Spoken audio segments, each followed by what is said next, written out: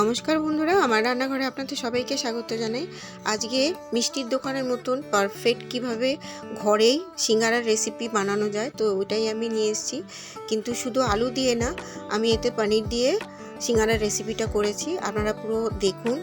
আর অনেকের কমপ্লেন থাকে বাড়িতে মচমচে হয় না, মিষ্টির দোকানের মতন আর নরম হয়ে যায়, ব্রাউন হয় না। তো আমি সব এটার সমাধান নিয়ে এসেছি, বাড়িতে কিভাবে বানাবেন একটু মন দিয়ে দেখলেই কিন্তু বানাতে পারবেন। আমি 200 ময়দা নিয়ে নিলাম, আর অল্প করে একটু জোয়ান দিয়ে দিলাম। এরকম করে ঘষে দিলে গন্ধটা খুব সুন্দর হয়, হজমের জন্য আমি এটা দিলাম। আর নুন দিয়ে দিলাম, দিয়ে টেবিল চামচের 2 চামচ সাদা তেল দিলাম। আপনারা কিন্তু এখানে ঘি দিয়েও করতে পারেন, ঘিটা দিলে খুব সুন্দর গন্ধ বেরোয় আর স্বাদও খুব সুন্দর হয়। আর বন্ধুরা দেখুন, আমি 2 হাতে ময়নটা দিচ্ছি। এরকম করে 2 হাতে যদি দিয়ে ঘষে ঘষে করতে পারেন, খুব সুন্দর মচমচে হয় সিঙ্গারার বাইরেটা। আর এরকমভাবে যখন একটা মন্ড হবে, আপনারা ভাববেন যে ঠিক আছে। যদি দেখেন যে মন্ডটা হচ্ছে না, শক্ত একটা মন্ড, তখন বুঝতে হবে ময়নটা কম আছে। তো আপনারা একটু ময়ন দিয়ে তারপরে আবার ময়দাটা মেখে নেবেন। আর আমার আটাটা মাখা হয়ে গেছে, ময়দাটা এবার 20 থেকে আধ ঘন্টা আমি এইভাবে ঢাকা দিয়ে রেখে দেবো। এবার আমি এরকম 4-6টা আলু নিয়ে নিয়েছি, সেদ্ধ করে নিয়েছি আলুগুলো। আর এরকম করে ছুরিটা দিয়ে কেটে নিচ্ছি। আপনারা কিন্তু হাত দিয়ে একটুখানি আধ ভাঙা করে নিতে পারেন। আমি একটু ছুরি দিয়ে কেটে নিচ্ছি। কেটে নিয়ে আমার হয়ে গেছে কাটা। এবার আমি সাদা তেলে আলুগুলোকে হালকা হালকা করে ভাজবো। তো আমি টেবিল চামচে 2 চামচ সাদা তেল দিয়ে দিলাম, আর জিরে দিয়ে দিলাম, জিরে ফোড়ন, আর একটুখানি আদা বাটা দিলাম, দিয়ে কাঁচা লঙ্কা দিলাম অল্প করে। আপনারা ঝাল আপনারা যেরকম খান সেটা বুঝে দেবেন। তারপর একটু জিরে, একটু ধনে, আর হলুদ, কাশ্মীরি লঙ্কা দিলাম। আপনারা চাইলে লাল লঙ্কাটা দিতে পারেন, আমরা একটু ঝালটা কম খাই, তো সেই জন্য আপনারা ঝালটা বুঝে দেবেন। আর কেটে রাখা আলু সেদ্ধগুলো দিয়ে দিচ্ছি। অল্প আঁচে এটা খুব ভালো করে ভেজে নিতে হবে মশলাটার সাথে, কম আঁচে ভালো করে মাখতে হবে, মানে ভেজে নিতে হবে সুন্দর করে। এবার আমি পনিরটা দিয়ে দেবো, অল্প করে পনিরটা দিয়ে দিচ্ছি। আপনারা এই পনিরের জায়গায় কিন্তু অনেক সময় দুধ বাড়িতে কেটে গেলে কি করব আমরা বুঝতে পারি না, ছানাটা কিন্তু এই পনিরের জায়গায় আপনারা দিতে পারেন, একই স্বাদ হবে, ভালো হয়। অনেক সময় অনেকে পনির ঘরে থাকে না, তো ছানা দিয়েও আমরা, দুধ তো থাকেই, ছানা দিয়ে এটা করতে পারি। আর এখানে একটু নুন দিয়ে দিলাম, আর অল্প একটু জল দিয়ে আবারও ভালো করে নাড়াচাড়া করছি। হয়ে গেছে আমার নাড়াচাড়া। আর এখানে একটু ভাজা মশলা দিয়েছি, ধনে, জিরে আর শুকনো লঙ্কা শুকনো কলায় ভেজে, আর সেটা দিয়ে দিলাম। খুব সুন্দর স্বাদ, মানে গন্ধটা আসে একেবারে দোকানের, মিষ্টির দোকানের মতো।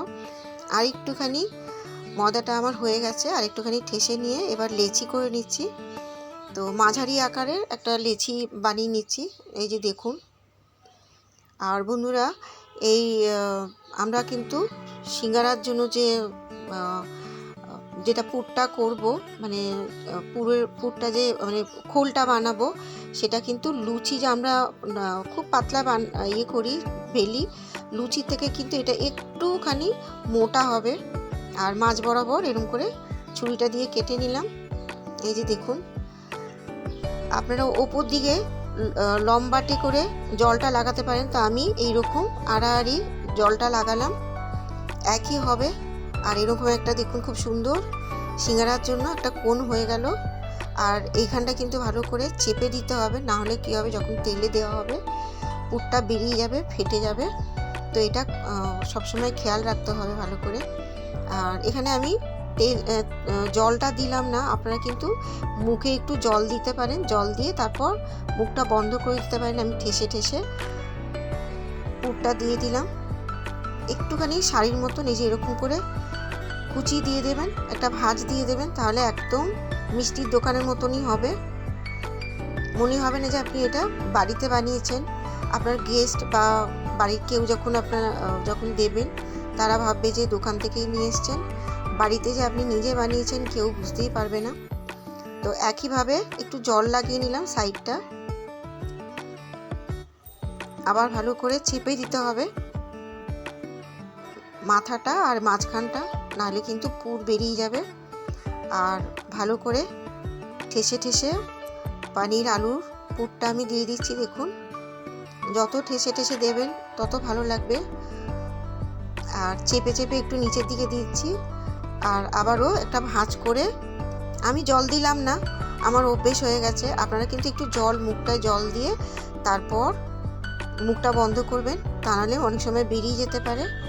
এবার আমি ভাজার জন্য সাদা তেল দিয়ে দিলাম। বন্ধুরা, আবারও বলছি, আমি এটা নিরামিষ করছি, তো একটুখানি এই সাদা তেলে আপনারা যদি একটু ঘি দিয়ে দেন, তো ঘিয়ের গন্ধের জন্য খুব সুন্দর হয়। আমরা আজকাল হেলথ কনসিয়াস বলে এইসব একটু ঘি বা বাটার আমরা অ্যাভয়েড করে চলি। আর দেখুন, অল্প আঁচের মানে এই সময় কিন্তু ফ্লেমটা খুব কম রাখতে হবে। আঁচ বাড়ালে কিন্তু বাইরেটা খুব তাড়াতাড়ি লাল হয়ে যাবে আর ভেতরটা কিন্তু কাঁচা থেকে যাবে। কারণ কি, এটা একটুখানি সিঙ্গারার বাইরেটা একটু শক্ত হয়, তো সেই কারণে যত আঁচ কমিয়ে করবেন, একটু সময় লাগে 10 থেকে 15 মিনিট, কিন্তু তাতে একদম বাইরেটা ক্রিস্পি হবে আর খুব সুন্দর মচমচে হয়, একদম দোকানের মতন পারফেক্ট, যেটার জন্য আমরা দোকানের সিঙ্গারাও খুব ভালোবাসি। ওনারাও কিন্তু এইভাবেই করেন। এই কিছু কিছু যে এই টিপসগুলো আপনারা মাথায় রাখবেন, আপনাদের সিঙ্গারাও খুব ভালো লাগবে। আর সবাই ভালো থাকবেন। আমার রেসিপি ভালো লাগলে লাইক দিয়ে দেবেন।